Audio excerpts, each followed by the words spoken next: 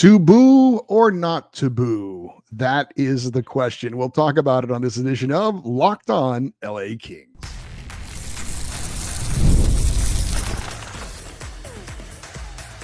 You are Locked On Kings, your daily podcast on the Los Angeles Kings. Part of the Locked On Podcast Network, your team every day.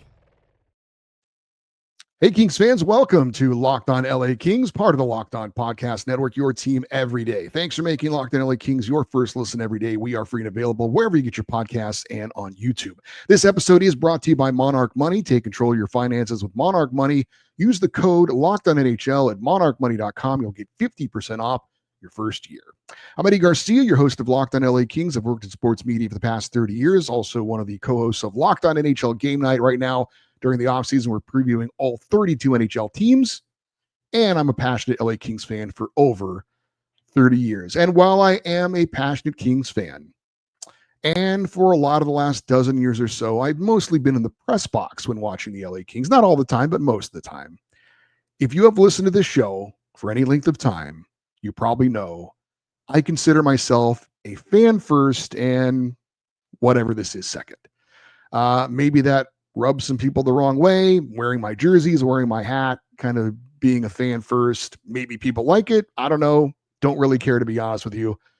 I personally think it's important for a host of a show like this to be invested in what they're talking about more than just getting a paycheck. But that's me anyway. And most of our hosts are like that. They are fans of their teams and not afraid to show it. So I, and probably some of you, find themselves in a weird situation this season when it comes to new LA King Corey Perry. And I don't know that I've ever been in a situation like this, certainly not with the Kings. I've made it known that it will be hard for me to cheer for him. Maybe that'll change. Maybe it won't. I'm trying to keep an open mind about it, but we'll see. I did see something on social media recently, and shout out to West Coast Hockey Bias, got a discussion going, and a lot of people were chiming in about booing Corey Perry or not booing Corey Perry. And before we get specifically into that, I have a hard time remembering, like I said, a similar situation for Kings fans regarding a player like this. Now, I know we do have some old school Kings fans, Frank and RVP, I'm looking at you, who have talked about their distaste for Wayne Gretzky when he joined the Kings because of his time with the rival Edmonton Oilers. Now, someone will have to educate me if the great one ever heard any boos from Kings fans when he first joined the team. I'd be surprised if that was the case, but I don't know for sure. When Gretzky became a King, that's when my interest started to be piqued about the LA Kings, and it kind of started the ball rolling for me on becoming a Kings fan. So I don't know if he was booed or not. I would find it hard to believe if that was the case, but I don't know. So I honestly can't remember a time in Kings recent history anyway, when we've had to be put in a position like we're being put in with Corey Perry. Now, as far as booing goes, certainly if you're a fan, you go to games, you've probably gotten involved in this kind of thing. When it comes to opposing players, like most recently, like Evander Kane, Darnell Nurse, Matthew Tkachuk was a guy we loved to boo back in the recent past. And I do remember as a Kings fan back in the day, Rob Blake was actually a target for a lot of Kings fans when the former Kings star left to join the Colorado Avalanche. Now, you might not remember this, but the recent Kings GM was traded to the Avalanche after he and the Kings couldn't reach an agreement on a contract extension. He was going into the final year of his contract. He was going to be an unrestricted free agent, and he basically said to the team, if we don't agree on a deal during the season, I'm testing free agency, and I'm probably going to go somewhere else. The Kings are like, well, we love you, but we're not going to let you walk for nothing, as we've seen the Kings do recently, unfortunately, with guys like Vladislav Gavrikov. So they traded him to Colorado. Do you remember who the Kings got in return? Adam Deadmarsh and defenseman Aaron Miller. Not a bad trade for both teams. Certainly, though, did work out for Blake. Not only did he get the contract he wanted, but he won a Stanley Cup with the Avalanche as well. Kings fans at the time wanted him to take the hometown discount to stay with the team that drafted him and that he became a star player with and played most of his career with. But That didn't happen. And when he came back to LA playing for the Avalanche, he was booed a lot. Now, he would end up returning to LA. Eventually, he ended his career with the Sharks. And I honestly don't remember if he was booed when he came back with the Sharks, but I wouldn't be surprised if that was the case. But obviously, things are kind of in a good place, I guess. It's a weird situation. I mean, Rob Blake is a Kings legend, no doubt. His number 4 hangs in the rafters. He's a Hall of Famer. I was a big Rob Blake fan back in the day, and I thought his time as general manager was okay. But he does have an interesting relationship with Kings fans in general. Luc Robitaille left on a couple of occasions. He went to go play for Pittsburgh and then the Rangers. Then he came back and then he went to chase a ring with the Red Wings, which he got. And then he came back for a third time with the Kings, ended his career. I don't remember if Luke heard the boos when he came back with Pittsburgh or the Rangers or the Red Wings. I could see maybe Detroit him being booed, but I don't think it was. If he did, I don't think it was quite as much as Rob Blake did. I do remember again Blake getting booed a lot, and that's 2 former Kings legends who didn't really get the benefit of the doubt. At least Blake didn't, I know for sure, when they came back playing against the Kings. But again, that's in another team's uniform. I get it. They're trying to beat the Kings when they're on the ice, those games. So if you wanted to boo them, I can get it. I don't know that I would have done it, but I could understand it. Marty McSorley, I don't remember if he took a ton of grief from Kings fans about the illegal stick incident in the 93 Cup Finals. It's certainly an unfortunate part of his legacy as an LA King that is always going to be with him. Did a lot of good things as a King, but that one maybe for some fans is kind of unforgivable. But he has come back and been around the Kings a little bit, and I'm pretty sure it was last season, and I think it was in the playoffs. Remember when they would bring people up to beat the drum and say, "Go Kings, go," to get the crowd going before the game? I'm pretty sure he did that last season, and as I remember, he got a lot of cheers. I don't remember hearing any boos at all. So I don't know, but I don't know if he maybe got booed like the next season for some fans that were upset about that whole situation. But as for a Kings player who was unpopular while actually playing for the Kings, for me personally, I don't remember if I did it or not. I probably didn't, but I wouldn't have been against booing Jeremy Roenick when he was in LA, because I had a lot of respect for JR. He was a tough player and a good player in Chicago and in Philadelphia, guy who played in a playoff game with a broken jaw. I had a lot of respect for him. And then he came to LA and played for the Kings, and he wasn't really here to play hockey. His career was winding down. His heart wasn't really into it. I think he wanted to get into acting, to be honest. He wanted to try and use that to maybe transition into the next career for him. And who could forget his amazing acting performances as desk sergeant in the show Hack or assistant coach in The Ghost Whisperer? Yeah, he really, hard to believe his acting career did not take off after that. But Jeremy Roenick was, he wasn't really into it, and he was just kind of here for something else. Sean Avery is a guy that if I could build a time machine and go back in time specifically to boo a player while he was on the Kings, he would be the guy. I don't know that I realized at the time what a galactic a-hole Sean Avery was. And then I think the story came out after he had already left that he was literally like bullying Dustin Brown as a player. And I'm a big Brownie fan, so that in and of itself would get me to boo Sean Avery. Plus, he was just a jerk anyway. Most recently, a name that comes to mind certainly would be Pierre-Luc Dubois. Now, I don't know if he heard a lot of boos in his obviously it's only one season, but maybe towards the end of the year when things really weren't working out and fans weren't really enjoying what he had to offer. I'm sure he probably heard a few boos, heard a lot of boos when he came back with the Capitals this past season. But again, this is a unique situation of a player. He hasn't even played a game for the Kings yet, and a lot of people have very strong opinions about Corey Perry as an LA King. Will he hear boos? Should he hear boos? We'll get into that specifically with Corey Perry next here on Locked On LA Kings, your team every day. Ever check your bank account and wonder, where did all my money go between dining out, online shopping, and entertainment? It's easy to lose track. That's where Monarch Money comes in, your personal CFO, giving you full visibility and control over your finances. Monarch Money isn't just a budgeting app, it's a complete financial command center. You can track all your accounts, investments, and spending in one place, so you stop just managing your money and you start building wealth. Instead of juggling multiple apps, you can use Monarch to check your finances, track spending, even plan long-term goals. And managing your money with your partner is smoother than ever. You can track shared and personal accounts, set goals, and stay on the same page without the stress. Take control of your finances with Monarch Money and use the code LOCKEDONNHL at monarchmoney.com. You'll get 50% off your first year. That's monarchmoney.com, code LOCKEDONNHL for half off your first year.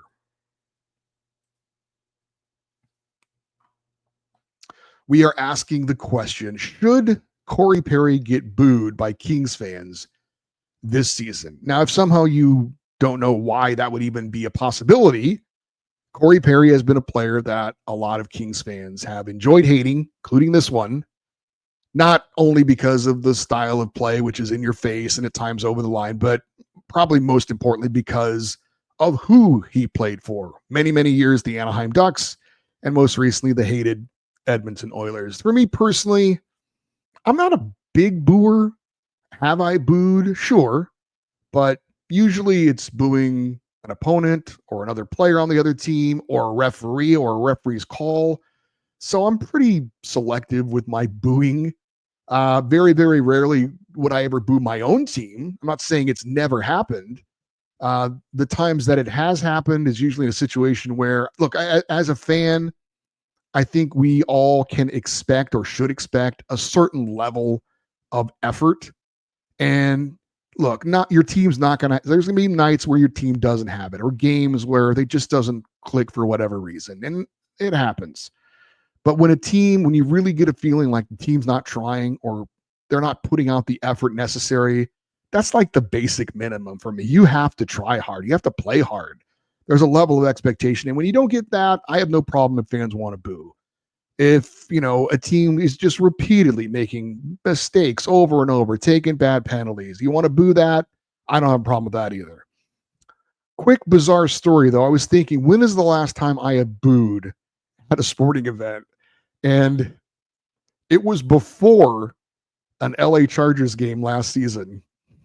The team had a celebrity come out to take part in the pregame ceremonial coin flip. And that celebrity was Judge Judy. And when I heard Judge Judy announced as, hey, fans, welcome Judge Judy, what did I do? Boo! I let out a very loud boo. And I will never forget the person sitting next to me. It was not my wife. It was a friend who was cheering, looked at me like I just booed his mom. And I got a good laugh out of it. And I explained to him how much I hate Judge Judy because my mom, God rest her soul, loved Judge Judy. And it seemed like every time I would go over to visit my mom, Judge Judy was on the damn TV. And when that was the case, her son took second place to Judge Judy. I had to sit there and watch Judge Judy, and I was not a fan of the show. And so this was my chance at revenge on Judge Judy. It's a funny story, but I did boo Judge Judy. All right, back to Corey Perry. I do think on opening night, when all the players get introduced, when Corey Perry gets introduced, I do think he's going to hear some boos. How he takes it, I think, will be interesting. I would think he's expecting it. I would think he might give a little smile about it. He's been a guy that fans have loved to hate over the years. And usually those guys, I mean, look, they say you don't boo bums.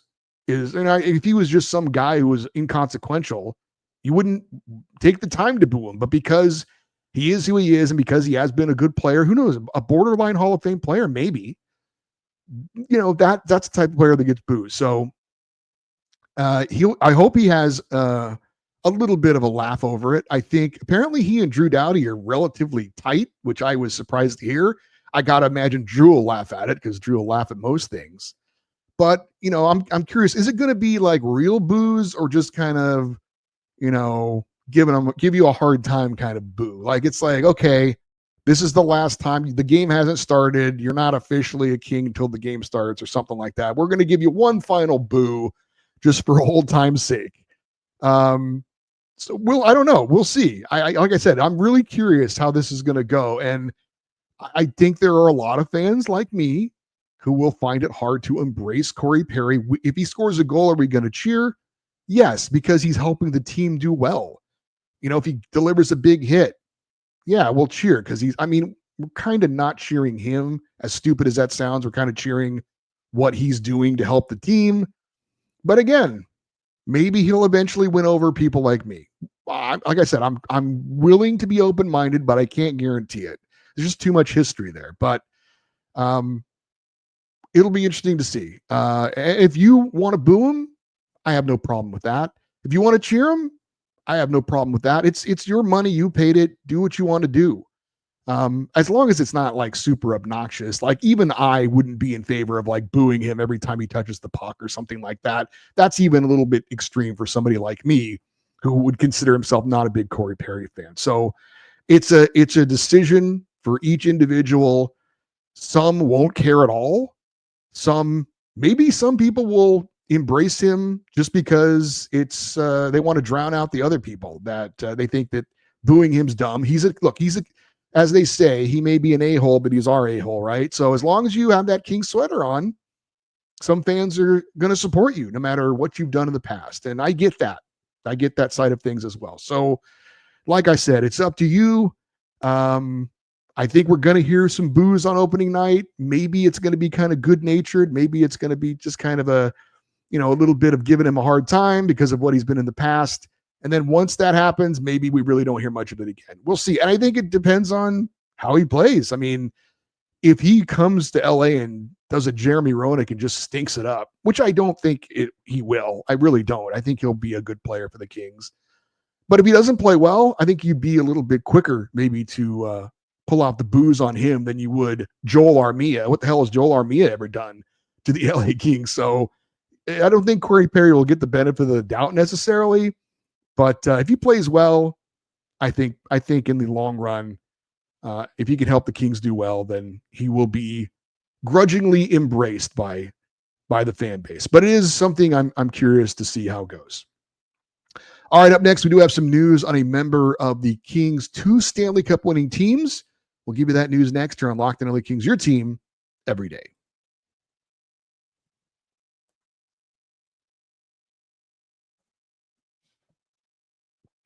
All right, this is not breaking news, but it is something I wanted to mention more than just mention. I think I did just briefly bring it up in the last couple of weeks, but I haven't kind of gotten into it. But there's some offseason news that I did want to get a little bit more into about a former Kings Stanley Cup winner. And I do have a trivia question to wrap around this as well, because I was curious. How many players from the LA Kings' last Stanley Cup winning team, 2014, are still playing hockey? And it's a higher number than I actually thought. And there's a little bit of a trick question in there as well, which we'll answer. But the answer is that the number of former 2014 Stanley Cup winners for the LA Kings still playing hockey is 7. Now, it was 8. It's now 7 after former Kings forward Kyle Clifford announced his retirement earlier this month. The 34-year-old had been playing. You might be surprised. I saw some comments that were like, he's still playing? Well, he was still playing, not in the NHL, but in the AHL, in the Toronto Maple Leafs organization. He was playing for the Toronto Marlies. In the end, he ends his career playing 13 seasons, 753 regular season games.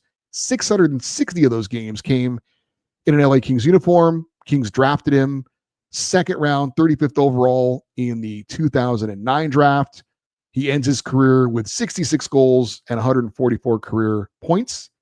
He did have 16 playoff points, including an assist on a double overtime game-winning goal by Alec Martinez to clinch the 2014 Stanley Cup title over the New York Rangers. I hear Clifford's name literally every day because the final call of that game-winning goal is my ringtone for text messages. Every time I get a text message, I hear Nick Nixon say, Martinez to Clifford, feeds it right side to Toffoli, shot, save, rebound, score. Alec Martinez has won the Stanley Cup for the LA Kings. So I hear Kyle Clifford's name literally every day on my phone as he got an assist on the game-winning goal. Clifford, if you don't remember, power forward kind of a guy, hardworking, give you everything he's got kind of a player, block shots, hit, drop the gloves if he had to, go hard to the net. He was that kind of a guy. Not the most talented player in the world, but very hard worker. One of those guys that every team needs. Right? You got to have those guys who are willing to do the dirty work. He was definitely one of those guys. I mean, his career high in goals in one season was 11, and that was the only time in his whole career he had double digits in goals. So he was a role player, but a guy that fans and teammates absolutely loved.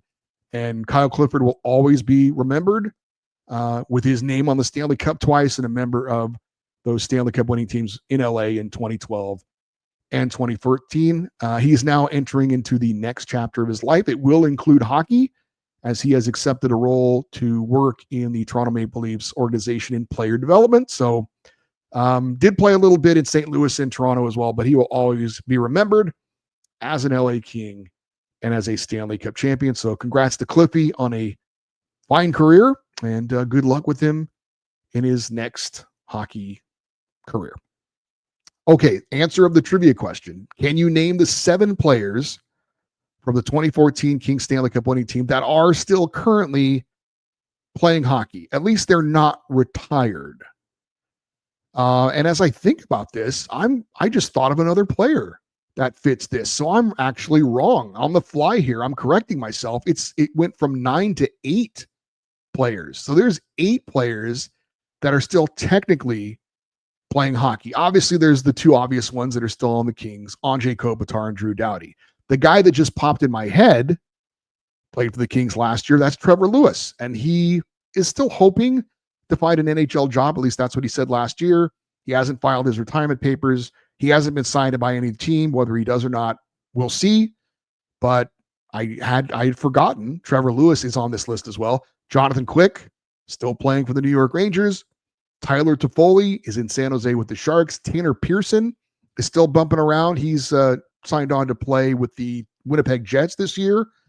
Martin Jones is still technically in the league. He did play last year, 22 games for the Maple Leafs. He's currently an unsigned free agent like Trevor Lewis, so we'll see if he latches on somewhere. And the final one, a little bit of a trick question because I didn't say NHL player. I did say hockey player, and that would be Slava Voinov, the former Kings defenseman, still playing in his native Russia in the KHL. So 8 players are still currently active, not retired yet, but Kyle Clifford is retired. You can scratch his name off of that list. I did want to share a little bit of a news item that maybe you are not aware of. The time and dates have been released for the upcoming rookie face-off for those that might be interested in checking that out. Last year it was at the Toyota Sports Performance Center in El Segundo. This season it's at the Great Ice Park. I think it's what it's called. Great Ice Park. It's something like that. Great Ice. I don't know. In Irvine. It's where the Ducks practice. I've actually been there a few times. It's only a few years old. It's got 4 sheets of ice. Nice place. Right down there where the El Toro Air Force Base used to be. I think that's where it was. But anyway, that's where it's going to be this year at the Great Ice Park. I can't remember. Okay, the dates. September 13th and 14th. 2 games for the Kings. Saturday the 13th is against the Sharks at 1 p.m. Sunday the 14th against the Ducks, also at 1 p.m. Unfortunately, this is not a free to the public event.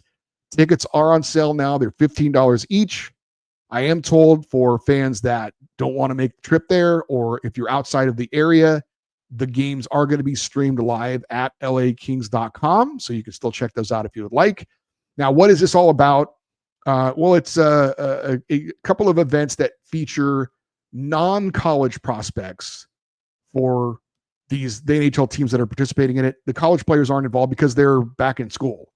Like Hampton Slakinski is going to be back at Western Michigan, so he will not be there. But fellow top goalie prospect Carter George is going to be there. Both of the Kings' first-round picks from the last 2 years, Liam Greentree and Henry Brustevich, are going to be there. Hopefully, Greentree is completely healed from his wrist surgery and will be able to participate. I believe that is going to be the case. He was limited in development camp recently. but I think he'll be good to go in this event. Some other names that you might be interested in seeing for the Kings: Kenny Connors, Atu Yemsen, Caleb Lawrence, Jared Wright, Cohen Zemer. They're all expected to be with the Ontario Reign this year, and they will get some playing time together at this event. Those are the forwards. As defensemen, you've got Jared Woolley, Angus Booth, Jakub Dvorak, Kirill Kirsanov, Otto Celine, all expected to be in this event as well. So the Kings, big prospects, young players, guys that are getting a bigger chance in the AHL this year will get a chance to get on the ice a little bit earlier and take part in this rookie face-off going on down in Irvine coming up September 13th and 14th. It's a Saturday and a Sunday. I'm going to try and get out there for at least one of those games if I can. It is, if you might remember, this event last year had like twice the number of teams. So it is feels like it's not quite as big as it was a year ago with just the 3 California teams, but it is what it is. And if you're interested in checking that out, please do so. All right, that'll do it for today's show for you everydayers, those you listen and watch Locked On LA Kings every day. As always, we've got our Friday fan feedback show coming up. Your chance to chime in on your thoughts about booing Corey Perry.